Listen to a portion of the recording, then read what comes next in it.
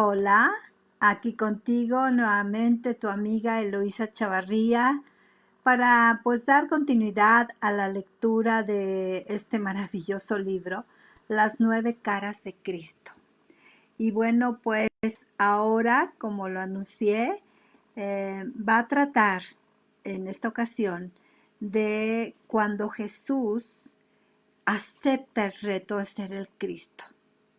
Él ni siquiera sabía lo que estaba aceptando, pero todo se va como entretejiendo para que él llegue a aceptar que es el Hijo directo de nuestro Padre eterno.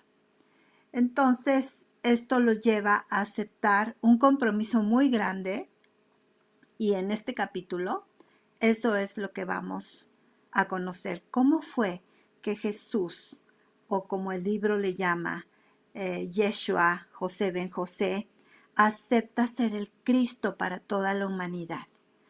Interesantísimo, es el principio de todas sus iniciaciones que el libro va a relatar más adelante.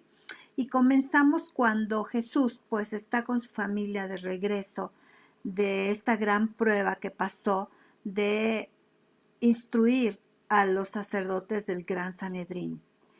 Es la víspera en la que él regresa a la comunidad de Senia y ahí es donde ocurre esto.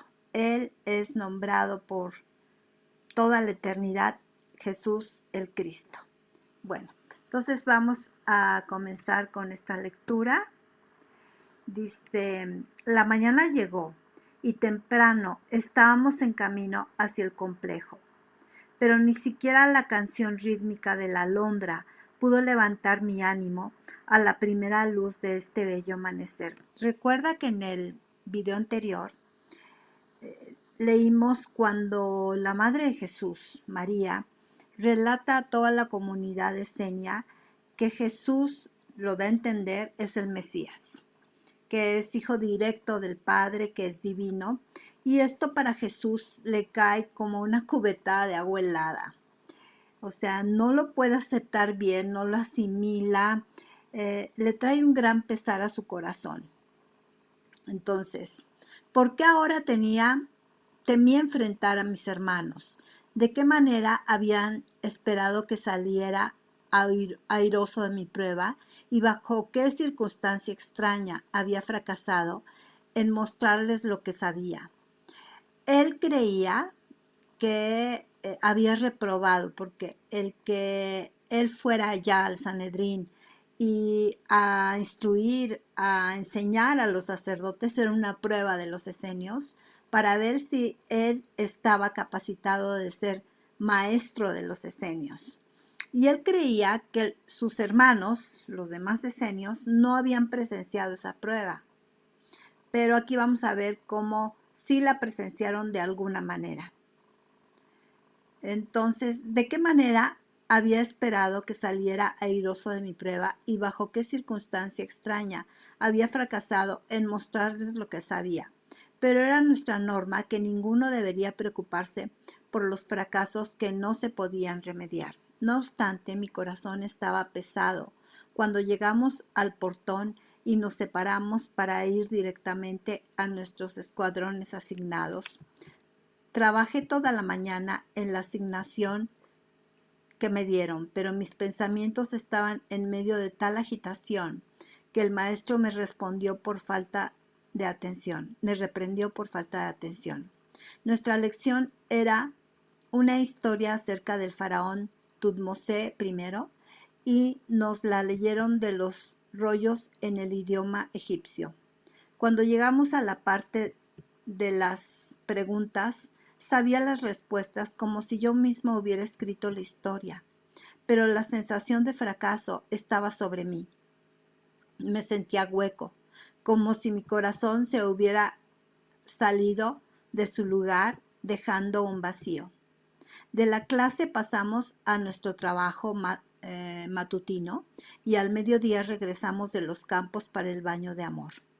Nos quitamos las túnicas de trabajo, nos bañamos y luego Dimos los 7 pasos sagrados hasta donde estaban nuestras túnicas limpias. Una vez vestidos, entramos al salón de asambleas para la fiesta. No había hablado mucho, ni me habían hablado mucho.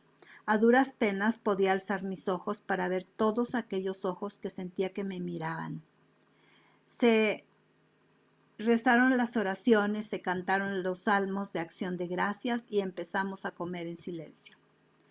Cuando todo terminó, yo quería comer así como una vez antes lo quise hacer. Quería correr, perdón, así como una vez antes lo quería hacer.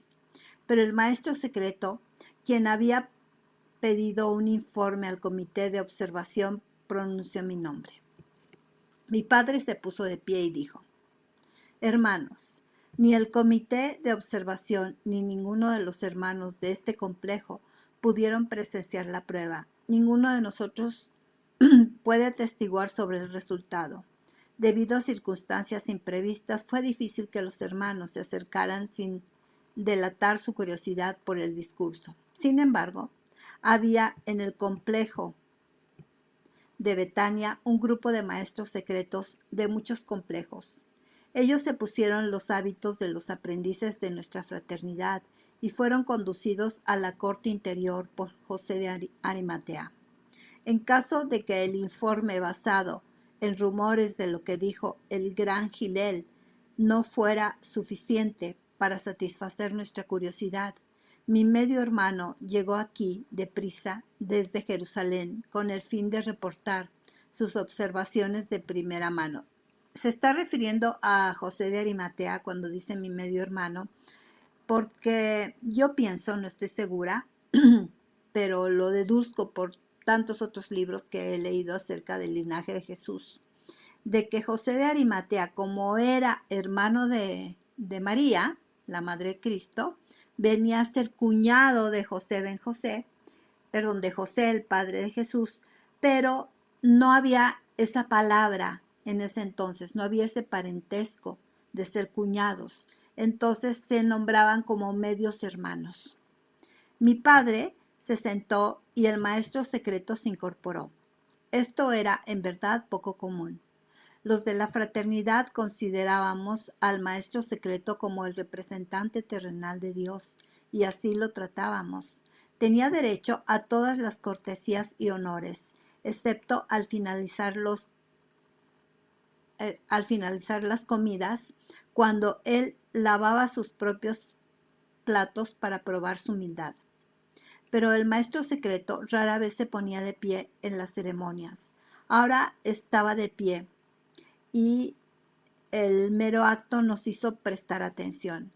Mas comenzó con la palabra usada en la fraternidad para presentar una idea muy importante o a un personaje sobresaliente. Sabed.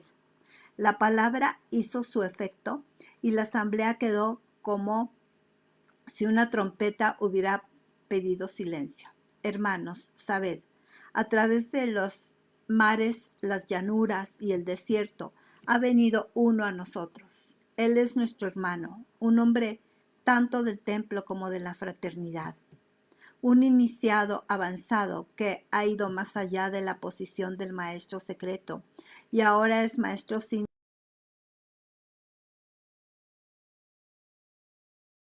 viene de la lejanía José de Arimatea.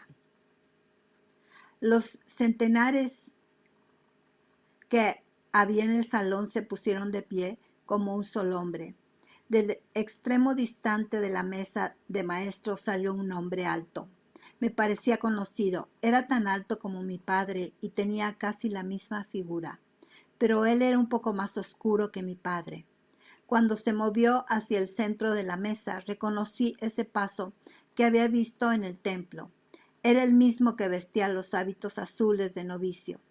Cuando volvió su rostro hacia mí, me quedé sin aliento, porque era el rostro del ojalatero de mi visión en la gruta. ¿Te recuerdas? Hace ya varios capítulos en los que Jesús pasa una iniciación muy fuerte que fue estar enterrado en vida en una cueva por días, sin comer, sin salir para nada, en la plena oscuridad, y él tiene una serie de visiones ahí, y en esas visiones ve a este personaje y él le llama el ojalatero.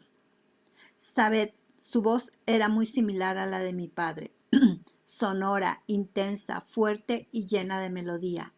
Sabed, hermanos, vine rápidamente desde los confines de la isla de los celtas, a través del mar en un barco de carga ligera, y me apresuré al templo atendiendo el llamado de los maestros de luz.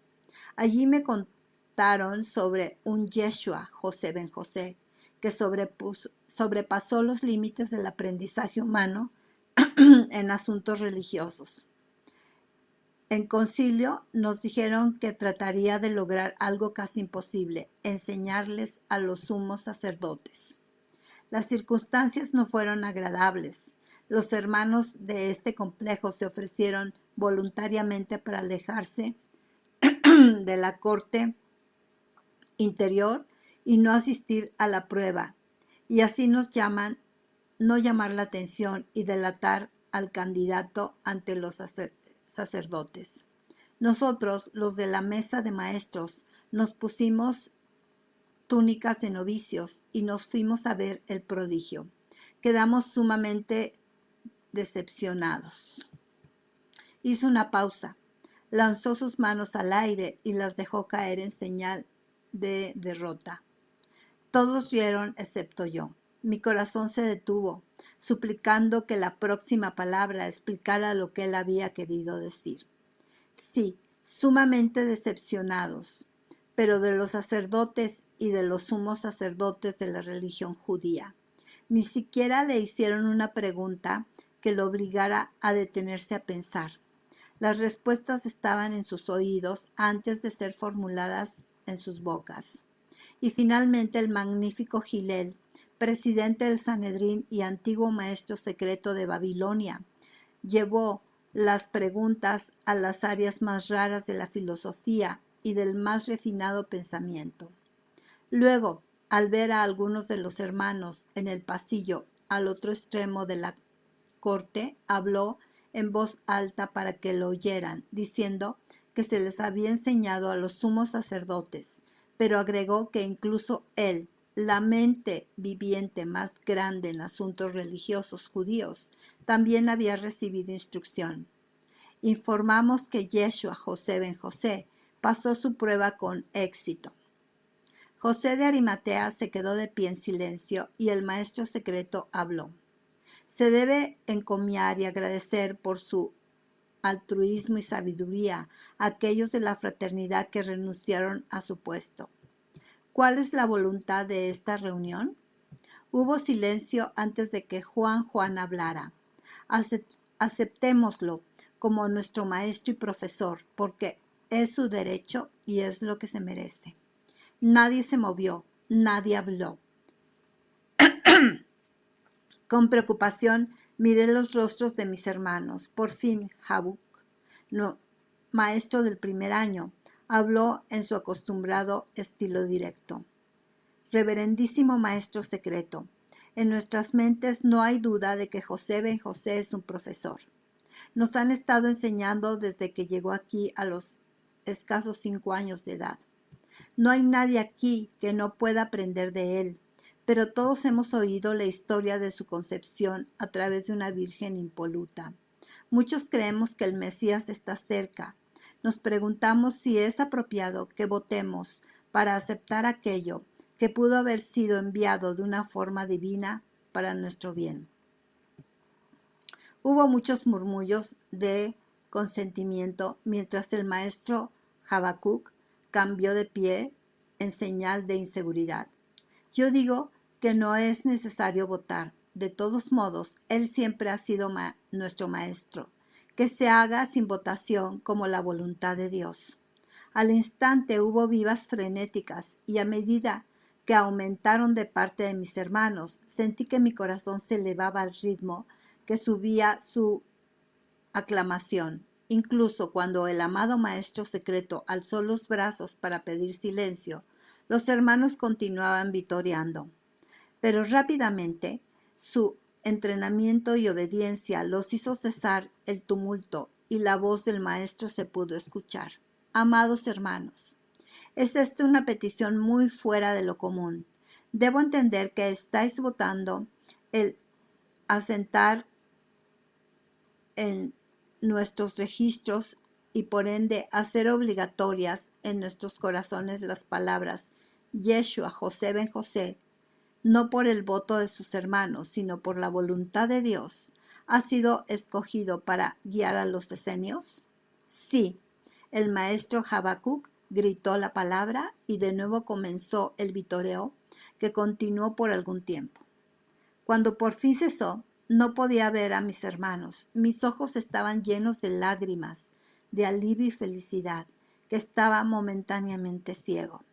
Finalmente el maestro secreto dijo, es la voluntad de la asamblea, que eso baste para todos los hombres. José ben José, ven para que recibas la joya de honor. Caminé al centro de la mesa delantera y feliz me paré frente al patriarca. De una envoltura sacó un medallón adornado con joyas, algo que era de una belleza rara y que tenía un profundo significado. Estaba tallado en oro nuevo, o como decían mis hermanos, oro viviente. Era una norma de nuestra orden que de un medallón de estos no se podía hacer una copia por medio de molde, puesto que cada nuevo maestro debía ser honrado como ninguno antes. Por consiguiente, las joyas y el oro tallado eran nuevos y diferentes a todos los medallones de los otros maestros, porque cada nuevo maestro debía aceptar la joya como su insignia de funciones y nadie podía tocarla excepto un maestro más avanzado. El nuevo maestro aceptaba la joya como un cargo santo y se le colgaba alrededor del cuello en una cadena de oro manufacturada para que durara toda una vida. El superior se la colocaba alrededor del cuello, nadie se lo podía quitar, ni siquiera ese superior. Si un nuevo maestro se quitaba el medallón o permitía que se lo quitaran, simbólicamente perdía el derecho a enseñar. Miré fascinado el grabado hecho con astillas de diamante, rubí y jade. Era la garra del león de la tribu de Judá, estrechando la mano de la hermandad e impulsándola hacia arriba, como si saliera de la tumba, atravesando teas de enseñanza y rollos de la ley y los profetas. En verdad, nunca antes había habido una joya tan bella, y mi corazón saltó cuando el maestro secreto la alzó para que todos la vieran y la admiraran.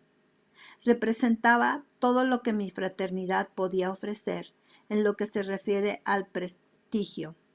Ahora, las puertas para que eventualmente uno llegara a ser un maestro secreto, un representante de Dios en la tierra. Yeshua, José ben José, ¿aceptas con la joya del maestro las responsabilidades inherentes? Acepto. Hermanos, ¿hay alguien presente o conocido de vosotros que tenga alguna objeción al otorgamiento de esta joya como símbolo de contrato de por vida? No, no, no. Las palabras rugieron de todas las gargantas presentes en el salón de asambleas, excepto de la de una, ¿o fueron dos? Mi padre y José de Arimatea se opusieron a que la aceptara. En medio de la asamblea hubo silencio y una sorpresa tremenda. Miré a mis hermanos que estaban sentados en medio del desconcierto. Sus ojos saltaban de mí a mi padre, al maestro secreto y luego a José de Arimatea. Que hablen los que se oponen a este contrato. Mi padre se incorporó, dio la vuelta por la mesa de los maestros y se paró a mi derecha. José de Arimatea estaba a mi izquierda. Entre los dos y el maestro secreto estaba yo de pie, en medio de un triángulo formado por 3 cuerpos. No tenemos objeción en cuanto al contrato, pero hay información que tanto los hermanos como el candidato deberían tener antes de que se otorgue la joya. Escuchad las palabras de mi medio hermano. Hermanos, sabed que el honor que aquí le otorgáis a Yeshua José ben José es solo un paso en la lucha del hombre hacia la verdad máxima. Extendió la mano y de su cuello tomó un medallón tan bello, tan adornado de joyas que iluminó su rostro. Cuando se quitó la joya de su pecho, salió de entre los hermanos un resuello de desespero, pero él se limitó a sonreír. Gracias, hermanos, por cuidar de que no quebrante mi contrato. Pero a medida que el estudiante progresa, realmente se da cuenta de que hay más reglas que puede violar y menos leyes que quiere infringir. Al final de cuentas, la única disciplina que le queda a un maestro sin restricciones es aquella que él desea imponerse a sí mismo. Entonces, no puede quebrantar ningún contrato con nuestra orden, puesto que no hay ningún contrato. Este ha sido sustituido por un contrato con toda la humanidad. Por lo tanto, me puedo quitar mi joya para que todos la veáis. Mirad, esto es algo que pocos hombres tienen el privilegio de contemplar, pues la llevan no más de 20 hombres en todo el mundo. Se otorgó únicamente en la reunión de los altísimos maestros de la orden esenia. Con gusto renunciaría a ella para darle la oportunidad a este joven hermano. Sabed, hermanos, no vine solamente en capacidad oficial de nuestra orden. Estoy facultado por alguien que se presenta a sí mismo como vocero de la Gran Hermandad Blanca. Tuvo que interrumpir a causa del ruido de susurros y de asombro que surgió de la asamblea. Si esa misma así llamada hermandad mística me ordenó que dijera que hoy por hoy se necesita en el mundo un maestro de maestros. Él debe ser alguien de gran poder, uno cuyo conocimiento sea adecuado para los problemas de la época. Debe estar dispuesto y con sinceridad debe haber buscado la gran hermandad blanca. Se ha sabido que alguien se enteró de que Yeshua José ben José había mostrado su interés por ella y que también ha buscado información sobre la orden de Melquisedec. ¿A quién le habló? Realmente no es tan importante, pero se me ha ordenado decir que aquellos que tienen autoridad y poder han observado durante años cuidadosamente a José ben José. Ha sido examinado por los maestros del hombre. Han examinado su poder, su conocimiento, su integridad, su capacidad, su humildad, su buena disposición, su aptitud y especialmente su coraje y persistencia. Los maestros quedaron muy impresionados con todo lo mencionado. También inspeccionaron su desarrollo espiritual y lo hallaron bueno.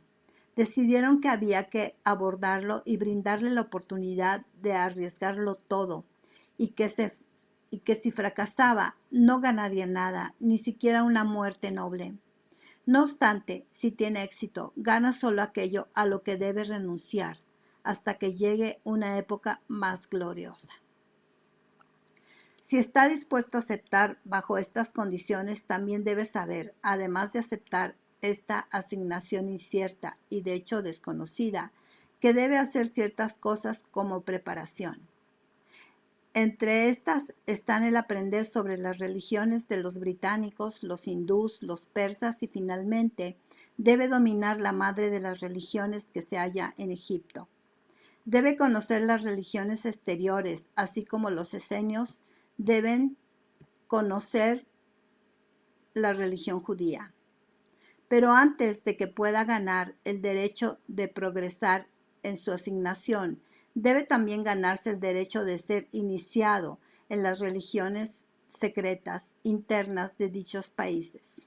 Debe prepararse para sintetizar de todo lo que éstas enseñan, la religión más grande de todos los tiempos. Entonces debe presentarse como se le indicará para una nueva asignación o para suspender. Si en algún momento fracasa, no deberá regresar a la maestría en el complejo esenio. Debe abandonarlo todo, incluso padre y madre, y debe ir en la misma dirección de sus guías hasta ahora místicos y desconocidos. Si sale airoso, en el peor de los casos, sabría algo más acerca de la mística, Gran Hermandad Blanca, la Orden de Melquisedec, y posiblemente sobre otras aún más avanzadas. A lo más, después de todo su trabajo, puede que se le invite a contribuir con los intereses de la humanidad bajo las bendiciones de los maestros del hombre.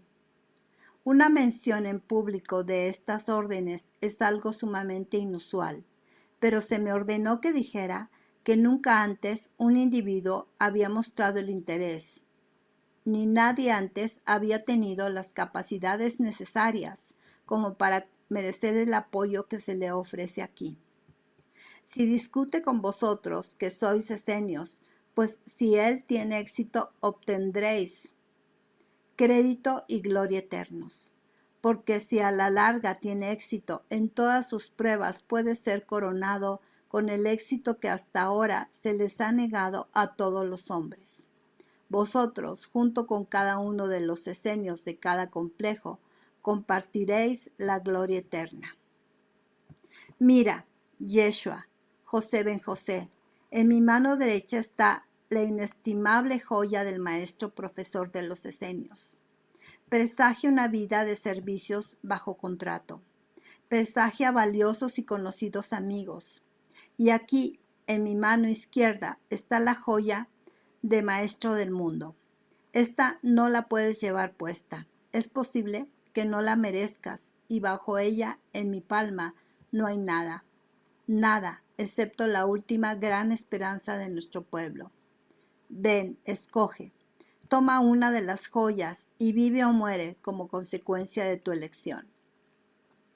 José de Arimatea dejó de hablar y se quedó quieto. Era mi mente. En mi mente no había duda de lo que yo quería hacer. Tomaría la joya del maestro profesor y me quedaría con mis amigos y mi familia. ¿Por qué debería yo renunciar a los goces de una vida valiosa y conocida? ¿Por qué debería yo arriesgarme a los problemas y tensiones de una vida desconocida, una asignación misteriosa, a una situación que no tiene sentido? Mis ojos cayeron sobre Juan. Su rostro estaba tan radiante y expectante que yo sentí el brillo de su emoción como un carbón ardiente junto a mi piel.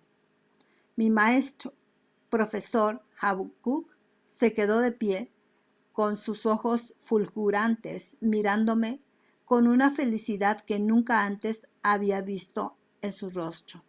Mi padre estaba junto a José de Arimatea, y su rostro era una máscara de calma aparente.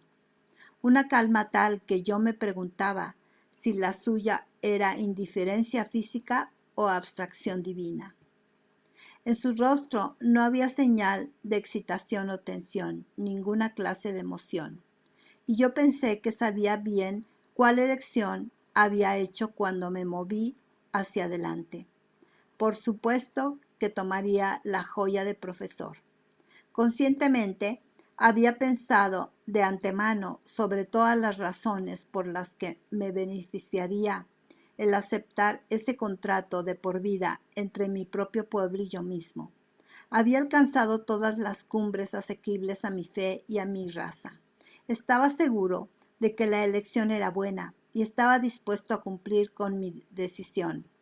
Extendí mi mano hacia la mano derecha de mi tío para tomar la centellante joya como la mía propia, pero pensé sobre la Hermandad Blanca y sobre la misteriosa orden de Melquisedec.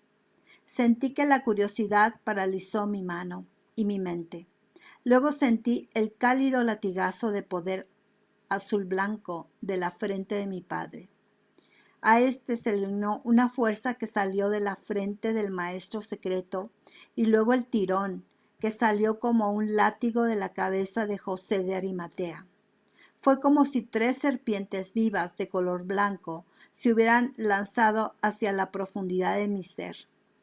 Fue como si un estoque de oro vivo hubiera sido insertado por mi frente hasta el cerebro, y allá hubiera tocado un sendero de gloria que llevaba al brillo, como soles que explotaban. El brillo llegó a mi corazón con un apremio placentero. No me disuadieron. Si hubiera querido, habría podido completar el movimiento que hice a medias. En verdad, mi propia voluntad personal fue parte del porqué de mis acciones subsiguientes. Fue como si esa voluntad hubiera sido repentinamente elevada a un plano superior, y mi entendimiento se hubiera encumbrado hasta un universo más amplio. Pero el esfuerzo total fue que se prescindió de mi cerebro y mi voluntad consciente fue desatendida para que mi mente subconsciente pudiera salir a flote. Entonces vi con mucha claridad la única elección que podía hacer, porque aquel que una vez ha visto el rostro de Dios puede en adelante caminar en la luz que cada célula de su ser recordará eternamente. Sabía que mi elección no era solamente para mí, ni siquiera para los de mi familia cercana a quienes amaba, porque claramente me di cuenta de que mi cuerpo, mi vida, mi existencia no eran míos, para usarlos según mi voluntad. Eran propiedad de mis semejantes. Ellos tenían todo el derecho sobre mis capacidades, las cuales aparentemente procedían del universo y a veces emanaban a través de mi cerebro. De repente, mi actitud e intención sufrieron un cambio. Vi como alguien que observa desde lejos y mira hacia abajo, vi como yo mismo extendía las dos manos y tomaba con cariño la joya de los maestros del mundo. Parecía estar mirándome a mí mismo, no obstante sentía y sabía dentro de mi cuerpo a un nivel más elevado que nunca antes. La joya brillaba dentro de mis manos con una luz nueva y extraña. Latía y pulsaba con vida propia. Lentamente la acerqué a mi rostro y me vi a mí mismo de rodillas. Pero también vi y sentí la joya cuando la acerqué a mi rostro. La besé con respeto y reverencia y sentí que el poder que había dentro de ella hizo escocer mis labios y resplandecer mi cuerpo. Abrí el broche de la cadena de oro. La alcé lentamente y la coloqué alrededor del cuello de mi querido tío. Con cuidado abroché la joya de los maestros del mundo en su lugar legítimo. Luego tomé su mano grande y tosca y la besé. Y dentro de mi alma había gran gozo y mucho dolor, porque sabía que este había sido un momento de prueba, que había pasado sin contratiempos. Este fue y había sido diseñado para que fuera una prueba difícil, con el fin de conocer mis intenciones y la fuerza de mi interés en el estudio metafísico avanzado.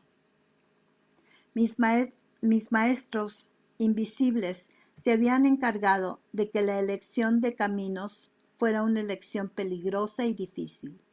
Pero nunca más dudaría que aquel que camina en el sendero de la iluminación debe desear esto por encima de todo lo demás. Fíjate qué importante. Lo vuelvo a leer.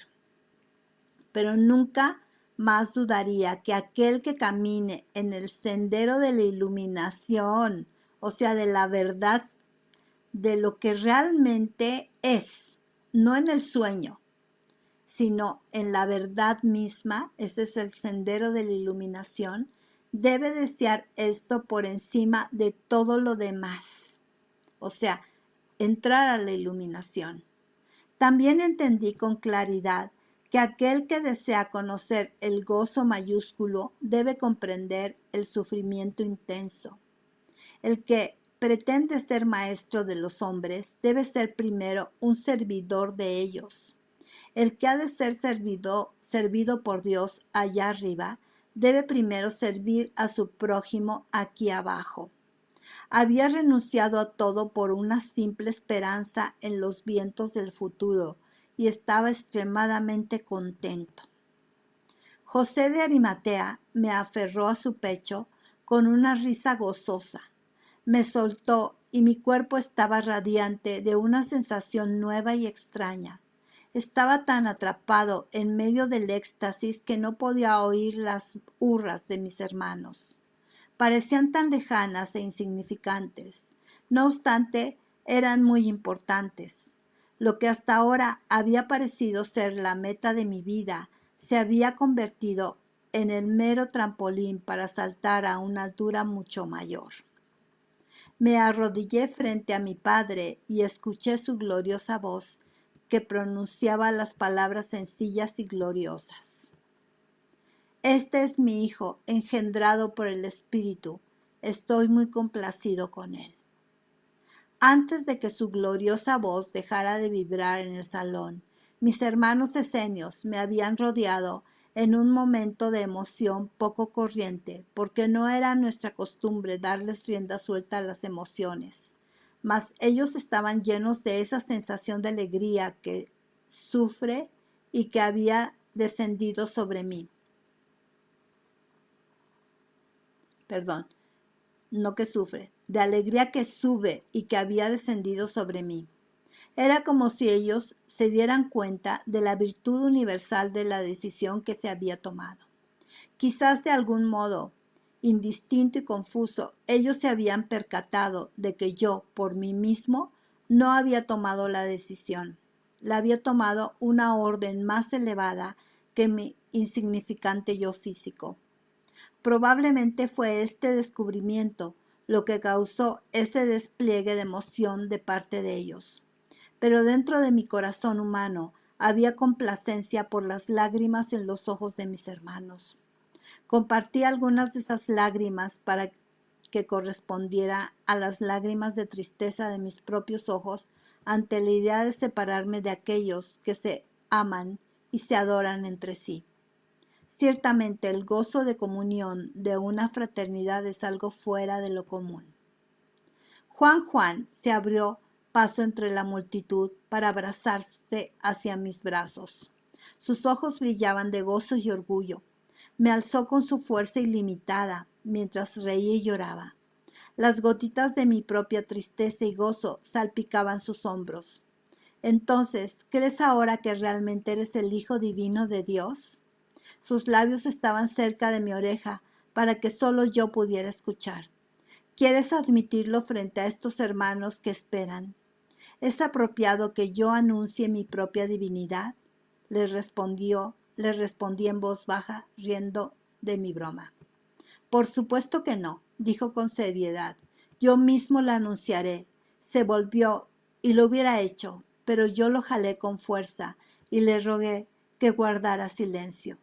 Mi broma había comprobado lo que él sentía intensamente y cuán convencido estaba de mi divinidad. Me di cuenta de que se había molestado por mi negativa a que declarara lo que creía, de modo que le dije desesperadamente: Juan, ahora no.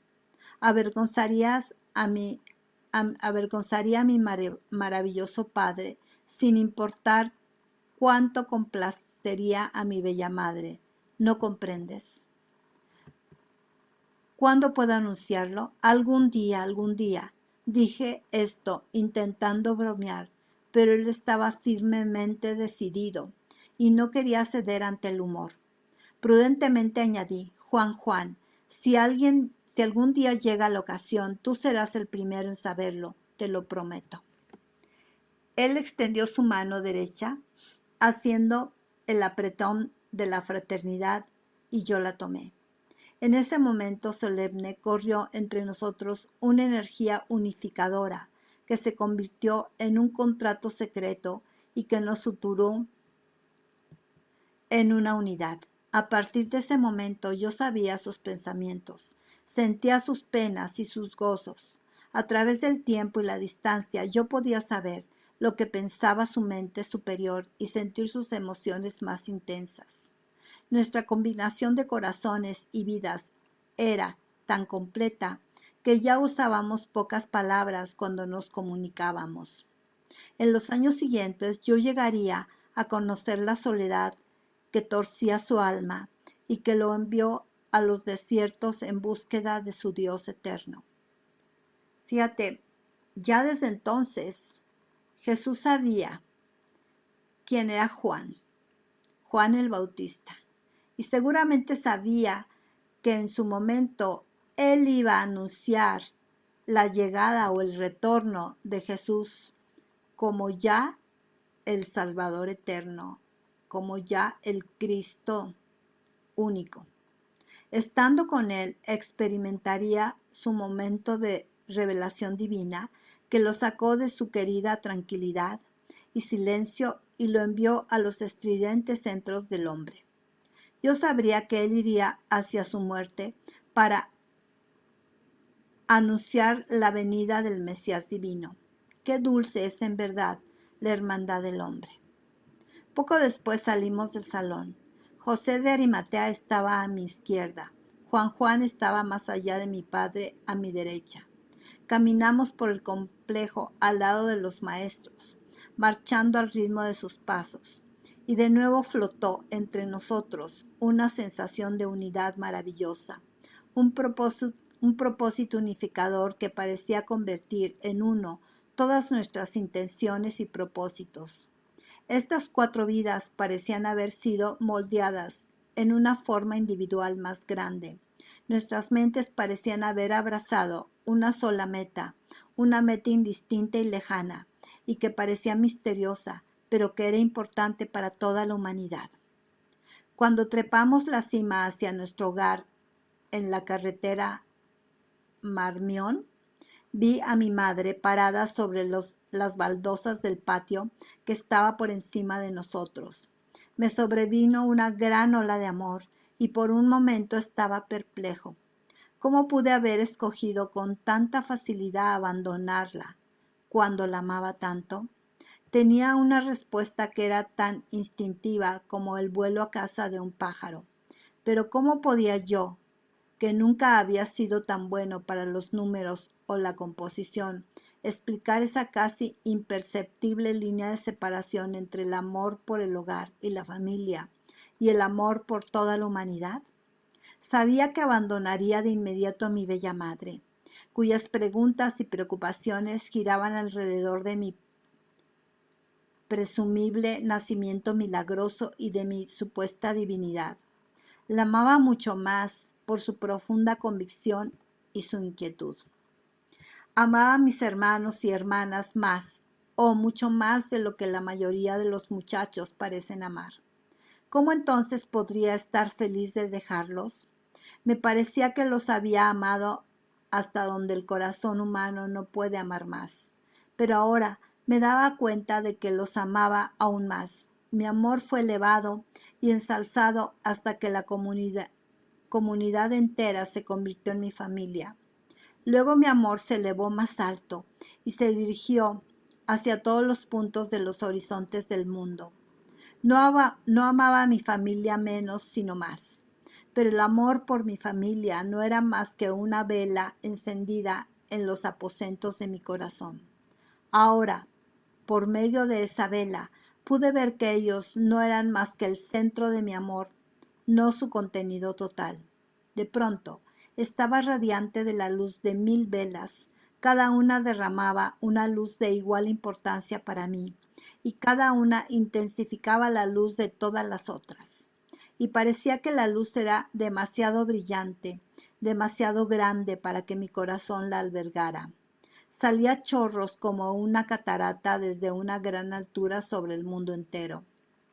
En esa luz podía ver con claridad, con ojos tanto espirituales como físicos, que cada hombre era mi hermano, que cada muchacha era mi hermana. Podía ver que cada mujer era mi madre. No obstante, como padre solamente podía ver a mi maravilloso Padre. Para mí, en ese momento no existía paternidad, excepto la que caminaba a mi lado. Traté de captar esa creencia, de sostenerla sola contra todo otro pensamiento, pero no pude. Y eso me era incómodo. Había sembrado mi madre en mi mente el pensamiento contrapuesto de que no podía reconocer la verdad. Pensando sobre esto, estiré mi brazo para coger el brazo de mi padre con amor, ternura y gratitud, pero sucedió algo desconcertante. Cuando mi mano derecha se movió, también lo hizo la izquierda. Me encontré a mí mismo aferrándome a José de Nazaret y a José de Arimatea, como si cada uno fuera mi padre físico. Y dentro de mi mente resonaba la pregunta ¿por qué? ¿Por qué? ¿Por qué? ¡Wow! Maravilloso capítulo. Ojalá te lo parezca a ti también. Pues todas las iniciaciones que van a venir después, a partir de este momento. Todas las iniciaciones que van a llevar a Jesús a ser quien fue, a ser el Cristo. Con todos los prodigios que se nos han contado que hizo, vamos a leer próximamente cómo es que Él alcanza estas capacidades tan grandes de convertir el agua en vino, de curar a leprosos, de levantar muertos, todo eso. Pero sobre todo la iniciación final, que ya en su momento sabrás cuál es. ¿Ok? Pues muchas gracias a ti, Alma Julieta, por haber estado aquí, a Pilar Jiménez y a todos ustedes que lo están viendo en repetición. Ojalá lo disfruten mucho. Es un privilegio para mí poder compartirlo. Este libro realmente marcó mi vida, realmente hizo que yo tuviera una inclinación hacia Jesús muy especial. Lo reconozco como mi maestro de maestros, como mi guía supremo, y más adelante durante todo el libro te vas a dar cuenta de por qué. ¿Ok? Bueno, pues muy buenas noches y por aquí estoy la próxima semana dando continuidad a este maravilloso libro. Buenas noches.